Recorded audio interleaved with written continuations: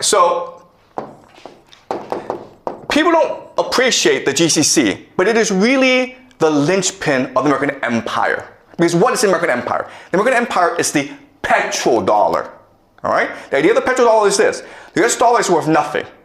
It's only valuable if people want it.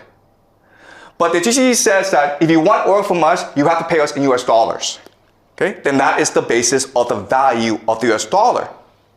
So, if the GCC collapses, the American economy and the American empire both collapse at the same time.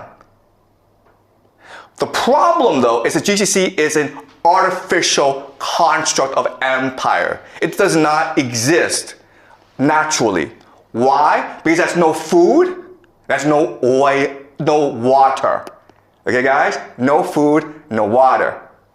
So these cities are able to grow in the millions because of all these petrodollars flowing in. If you close off the Strait of Hormuz, there's no food coming in, right? They're all going to starve. How much food does the GCC get from overseas? 80%. 80% of all the food it consumes comes from overseas, that it imports. It does not grow by itself, it imports. All right? So the Strait of Hormuz is really key. And again, the Iranians will close it in order to strangle the global economy and therefore bankrupt the American empire. All right? Second thing you will notice is these mountains. These mountains is what we call Iran. All right, this is Iran. This is GCC. Okay, this is not a fair matchup, right? Because these are mountains.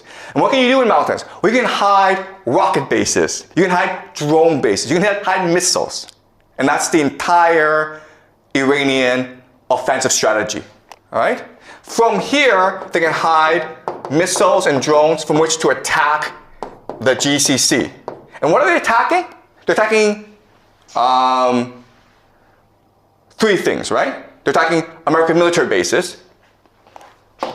American military bases.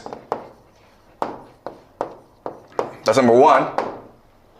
Okay? Is it possible for the Americans to defend against these attacks? The answer is no!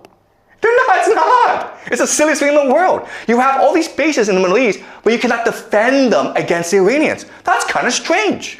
Okay, but that's number one. Number two is oil and energy. How hard is it to blow up an oil field with a drone? Not hard at all. Can you defend these oil fields? No, you cannot.